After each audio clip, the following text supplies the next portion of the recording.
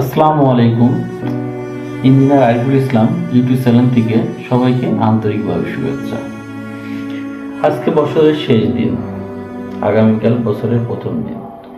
আজকে আমাদের বাংলাদেশের মাননীয় প্রধানমন্ত্রী যে নেত্রী আপোষহীন, কারো কাছে মাথা নত করেননি।